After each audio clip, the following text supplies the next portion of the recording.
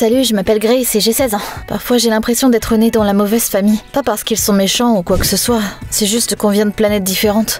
Surtout entre ma petite sœur Zoé, qui a 1 an de moins, et moi. J'ai toujours été calme et sérieuse. J'aime que les choses soient propres et ordonnées.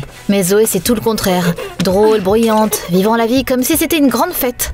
Ma sœur ressemble beaucoup à nos parents. Ils bougeaient constamment, toujours une nouvelle idée en tête, sans jamais s'installer. Parfois, ils faisaient des petits boulots. D'autres fois, ils traînaient dans la maison en rêvant des plans qu'ils ne suivaient jamais. Pendant des années, c'était grand-père qui payait les factures. Strict et sans fioriture, mais riche. Il n'approuvait pas vraiment le mode de vie de mes parents, mais il continuait à les soutenir quand même. Vous êtes ma famille, je ne vous laisserai pas finir dans la rue. Parfois, mes parents rigolaient en disant « Grace est comme grand-père, tellement intelligente. Et Zoé comme nous. Oh, la vie de la fête. » Ils l'adoraient vraiment. Il se teignait les cheveux, faisait des cupcakes à 2 h du matin. Pendant ce temps-là, je me sentais toujours un peu comme l'étrangère. J'étais pratique, personne n'avait à me divertir, je me débrouillais toute seule. Tout a commencé à changer quand j'ai eu 16 ans. Une fois, mes parents ont quitté la ville et ils m'ont remis un tas de lettres commerciales et de documents fiscaux familiaux. Ouais, à moi. J'ai commencé à tout trier, surtout parce que je déteste le désordre. Et c'est là que j'ai repéré une erreur. Si personne ne l'avait vu, on aurait pu avoir de sérieux problèmes avec la banque. J'ai réparé l'erreur et je l'ai envoyée. Quand mes parents sont revenus, ils étaient totalement choqués. Tu nous as sauvés? C'est notre fille toute grande. Après ça, mes parents ont commencé à me traiter plus comme un égal. Pas comme un enfant, mais comme une adulte. Ils m'ont demandé des conseils, ont commencé à plus me parler et ils montraient même de l'intérêt pour ce que je faisais. C'était un peu bizarre, mais agréable. Zoé, elle, n'était pas du tout contente. Au début, elle était juste un peu irritée et elle me boudait à chaque fois qu'elle me voyait. Puis elle a commencé à être sarcastique et à lever les yeux au ciel. J'ai essayé de l'ignorer, mais elle ne s'est pas arrêtée. Un jour, j'ai entendu Zoé bavarder avec Ryan. Il était dans ma classe. Il mettait constamment ses pieds sur les bureaux, jetait du papier sur les gens et criait dans le couloir. En gros, tout ce que je pouvais pas supporter. Et puis Ryan a soudainement commencé à se moquer de moi. « Grace, tu peux vérifier mes impôts ?» Toute l'école a éclaté de rire. Ouais, très drôle. Au début, je ne comprenais même pas pourquoi il s'en prenait à moi. Puis j'ai entendu Zoé lui chuchoter quelque chose et rire. Elle l'avait convaincue de faire ça. Zoé n'aimait pas que mes parents me donnent de l'attention. Alors ma sœur a décidé d'en faire un spectacle à l'école. J'ai pété un câble cette fois. Peut-être que pour une fois tu pourrais arrêter de faire semblant d'être si cool. Peut-être que pour une fois tu pourrais arrêter d'agir comme si t'étais si intelligente. C'est ma faute si je ne me donne pas en spectacle ou que je ne cours pas dans le couloir pour faire des combats de bouffe. Ça n'a fait qu'empirer. Après toute cette situation fiscale, mes parents ont décidé de me charger de toutes les tâches ménagères. Grace, vérifie ce qui se passe avec nos comptes. Grace, réserve nos billets, on est en retard. Mais quand tu t'occupes de tout tous les jours et que personne ne voit à quel point tu es fatiguée, tu finis par t'effondrer. C'est exactement ce qui s'est passé. Pendant un contrôle de maths, j'étais juste assise là à regarder le papier et j'avais l'impression que mon cerveau s'était complètement arrêté. Mon cœur battait la chamade, mes mains tremblaient et je pouvais à peine respirer. À l'intérieur, j'étais en panique totale. Le prof a dit quelque chose, puis il s'est soudainement précipité vers moi. La première chose que j'ai vue en me réveillant, c'était le bureau de l'infirmière et de mes parents. Respire, c'est bon, on est là. Les médecins ont dit que c'était une crise de panique, comme une surcharge, tu sais. Tout s'était juste accumulé. Le stress, la pression, toutes les attentes et la responsabilité. Pas étonnant, j'en avais marre d'avoir à me comporter comme une adulte. Je n'avais que 16 ans, et pourtant je me sentais comme une mère célibataire. On est rentré à la maison et quand on est arrivé, on a vu que la porte était légèrement ouverte. Maman s'est précipitée à l'intérieur en première, puis elle a crié. Je me suis précipitée aussi et j'ai vu Zoé. Elle était allongée sur le sol sous l'échelle du grenier et elle ne bougeait pas du tout. Elle n'était pas allée à l'école aujourd'hui à cause d'une petite toux.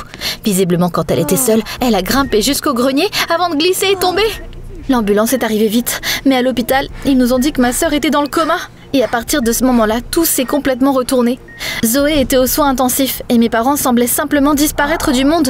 Je veux dire, ils étaient physiquement présents, mais ils passaient tout leur temps à l'hôpital. J'étais toute seule. Mais tu sais ce qui était le pire? Pas même la solitude. C'était que mes parents agissaient comme si je n'existais même pas. On doit penser à Zoé. Et c'était encore pire à l'école. La rumeur s'est vite répandue. Je marchais juste dans le couloir et tout le monde s'est littéralement écarté et a commencé à chuchoter. Sans sa crise de panique, ses parents auraient été à la maison. Il les a distraits, du coup sa sœur est restée toute seule. Je n'arrivais pas à croire que tout le monde mettait la faute sur moi. Comme si j'avais voulu que les choses se passent comme ça. Comme si c'était moi qui avais poussé Zoé dans les escaliers. Je me sentais à ma place nulle part. À la maison, mes parents me remarquaient à peine. À l'école, tout le monde gardait ses distances. À l'intérieur, tout ce que je ressentais, c'était de la culpabilité. Puis un jour, j'ai décidé d'appeler mon grand-père. Grace, c'est pas de ta faute, c'était juste un accident. Même si je savais qu'il avait raison, je n'arrivais tout simplement pas à l'accepter. Alors, je me suis dit que je devais faire quelque chose. J'ai passé tout mon temps libre à l'hôpital ou à m'occuper de choses à la maison. J'ai fait tout ce que j'ai pu pour que mes parents n'aient pas à s'inquiéter et puissent rester avec Zoé. Mais il s'est avéré que personne n'avait vraiment besoin de moi. Grace, arrête de me gêner. Quelques camarades de classe à l'école ont commencé à me faire des blagues stupides. Oh regarde, c'est encore l'héroïne de l'hôpital. Tu utilises le coma de ta sœur pour attirer l'attention? J'ai juste serré les dents et j'ai continué mon chemin. Et j'étais toujours sur mes gardes aussi, de peur que Ryan recommence à me déranger. Mais il n'a rien fait. Il ne me regardait même plus quand on se retrouvait près l'un de l'autre. J'ai essayé de tenir le coup, mais honnêtement, j'étais sur le point d'abandonner. L'école, c'était l'enfer. À la maison, tout était question de Zoé. J'avais l'impression de ne compter pour personne. Une fois, je me suis surprise à fouiller dans le téléphone de Zoé. Je ne sais pas vraiment pourquoi je l'ai ramassé. Peut-être que je voulais juste me sentir proche d'elle. J'ai ouvert les photos. Il y avait plein de selfies. Mais quand j'ai scrollé jusqu'au jour de l'accident, j'ai eu l'impression de me transformer en pierre. La voilà, dans le grenier. D'après l'heure, la photo avait été prise 10 minutes avant la chute. En bas de la photo, près de l'échelle, une silhouette floue. On peut juste voir un bracelet au poignet. Je me suis figée. Ça voulait dire que Zoé n'était pas seule. Elle n'est pas juste tombée, quelqu'un était là. Quelqu'un se tenait près de l'échelle. J'ai montré la photo à mes parents. C'est qui ?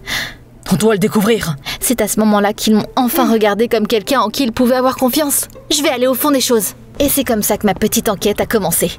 De l'autre côté de la rue vivait Madame Hanley. Une commère totale, mais elle avait des caméras de sécurité. Je lui ai dit que je cherchais des images ce jour-là. J'ai tout regardé, heure après heure. Et puis j'ai vu quelqu'un quitter notre maison. La personne portait une capuche et je ne pouvais pas voir son visage. Puis j'ai fait le tour de l'école en demandant qui portait ces bracelets. La plupart d'entre eux se sont moqués de moi. Oh, alors Grace est en mode Stranger Things maintenant. Mais cette fille de notre classe a soudainement dit Ryan avait un bracelet comme ça. Je me suis figée. Ryan, c'est là que j'ai su que je devais lui parler. T'étais chez nous le jour où c'est arrivé? Je n'ai pas à te dire quoi que ce soit. Donc oui, t'étais là. Tu t'es enfui quand Zoé est tombée? Il est resté sans rien dire. Il a regardé autour de lui, puis Ryan s'est juste levé et s'est éloigné. Mon cœur battait la chamade. Il est passé à la maison, je devais le dire à mes parents. Mais au moment où j'ai ouvert la bouche, j'ai été coupée. Elle s'est réveillée? Quoi? Zoé, elle s'est réveillée. Oh, on vient d'avoir un appel de l'hôpital. Zoé était réveillée? On est sorti de la maison comme si quelqu'un nous poursuivait. Oublie la vérité, oublie Ryan. Zoé était réveillée. Tout le reste n'avait pas d'importance. On s'est précipité dans la pièce et elle était réveillée. Pâle, faible, mais ses yeux étaient ouverts. Elle sourit. Maman a tout de suite fondu en larmes et papa lui a embrassé les mains. Zoé, tu te souviens de ce qui s'est passé? Qui était avec toi dans le grenier? Elle a fermé les yeux. Je ne sais pas, j'ai super mal à la tête, tout est flou. J'ai voulu en demander plus, mais papa m'a coupé. Grace, ça suffit avec tes questions. Elle vient de se réveiller, doucement. Mais c'est important. Plus tard, pas maintenant. Le médecin qui est venu a haussé les épaules. Ça arrive. La perte de mémoire après une blessure à la tête est assez courante. Elle a juste besoin de temps. Zoé s'est vite remise.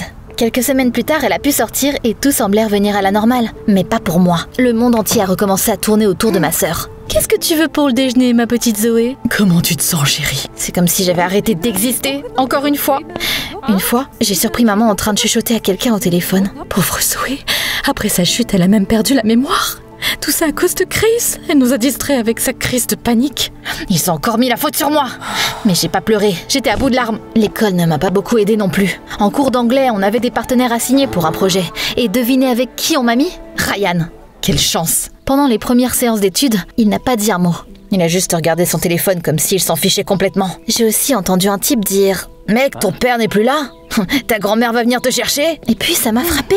Ryan était seul aussi. Il le cachait juste derrière des blagues et cette attitude de « je m'en fous ». On avait travaillé sur le projet chez sa grand-mère, où il vivait la plupart du temps. C'est assez bruyant ici. Ouais, grand-mère est un peu malentendante. Elle met le son de la télé beaucoup trop fort. On travaillait sur le plan de présentation. D'un coup, il a commencé à parler. Je voulais vraiment pas qu'il arrive quoi que ce soit à ta sœur. J'ai eu peur. Je ne savais pas quoi faire. Alors, je suis juste partie en courant. Pour la première fois, je l'ai pas vu comme un clown de classe, mais juste une personne. Une personne qui avait peur, avec des problèmes. On voulait juste qu'elle tombe ou quelque chose comme ça. Pas gravement, juste un peu. Peut-être une échymose ou deux, pour que ses parents recommencent à faire attention à elle. Quoi? C'était son idée. Elle a dit qu'elle se sentait invisible ces derniers temps, que ses parents ne parlaient que de toi. Et Zoé voulait juste leur rappeler qu'elle existait.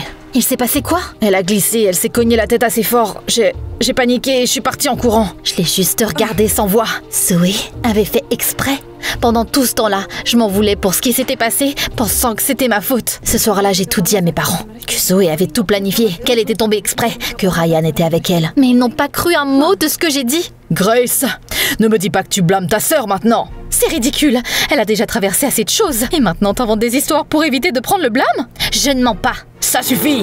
On en a marre d'écouter tes théories. Tu devrais peut-être te demander ce qui a fait perdre la mémoire à Zoé. Et qui est vraiment responsable de ça? Ils ne m'ont pas cru, encore. Et pourtant, je me sentais coupable, même si je savais que j'avais raison. Mais quelque chose d'étrange a commencé à se produire. Zoé était toute étourdie et confuse, comme si elle ne se souvenait de rien. Mais je l'ai entendue chanter tranquillement une chanson. What a wonderful world. C'était quoi ça? Quoi? Zoé a fait comme si de rien n'était. Mais je me suis souvenue. Il y avait cette chanson qui jouait le jour où tout s'est effondré. C'était impossible que Zoé s'en souvienne si elle était vraiment amnésique. Mais ça n'a fait qu'empirer. Ma sœur a envoyé un texto à quelqu'un avant de marmonner soudainement. Cathy a dit qu'il y avait une fête au centre commercial vendredi. Qui est Cathy? Tu sais Cathy, mon amie. Mais t'as dit que tu te souvenais de rien. Pas même avec qui t'étais amie? Eh bien, ça m'est revenu à l'esprit, je suppose. C'est là que j'ai capté. Elle mentait. Elle faisait ça juste pour que tout le monde ait pitié d'elle, pour être de nouveau le centre d'attention. J'y ai réfléchi pendant un moment. Est-ce que je devais juste le dire à mes parents? Non, ils ne me croiraient jamais. Mais si Zoé se trompait et disait quelque chose elle-même, peut-être que ça pourrait marcher. C'est ainsi que j'ai réfléchi à un plan. J'ai appelé Ryan et j'ai tout expliqué. Je lui ai dit que j'avais besoin d'aide. On a fait un petit spectacle. Il était assis avec Zoé dans le salon, discutant simplement avec désinvolture. Pendant ce temps-là, je me tenais au coin. Désolée, j'ai déjà tout dit à Grace à propos de ce qui s'est passé dans le grenier. Zoé est devenue blanche comme un fantôme. On peut voir qu'elle était paniquée. T'as fait quoi? Et alors? Elle le sait déjà de toute façon. T'avais promis de garder le secret? Comment t'as tout inventé? Je voulais juste qu'on fasse attention à moi. Plus personne ne faisait attention à moi. C'est toujours toi. Grace la plus intelligente. Grace la responsable. Grace. Et non, je n'ai pas d'amnésie. Je me suis tournée vers mes parents. Ils se tenaient juste là et ils ont tout entendu. J'espérais que maman et papa comprendraient enfin, qu'ils me croiraient, qu'ils allaient enfin dire qu'ils étaient désolés de ne pas avoir écouté. Mais ça ne s'est pas passé comme ça du tout. Oh mon Dieu, ma chérie, t'as traversé tellement de choses. L'important, c'est que tu sois avec nous maintenant. C'est vrai. On est là pour toi. Ils l'ont serré dans leurs bras, lui ont tapoté la tête. C'était comme s'ils n'avaient pas entendu une confession de mensonge, mais un cri à l'aide. Personne ne m'a même regardé, comme si je n'étais même pas là. C'est là que j'ai compris que c'était trop, que j'en pouvais plus. Je n'étais pas à blâmer, je n'étais pas une mauvaise sœur. J'en avais marre de me faire écraser. Le lendemain, j'ai fait mes valises. Tu vas où? Chez grand-père, du moins pour l'instant, peut-être pendant un certain temps. Oh, Grace, ne sois pas stupide.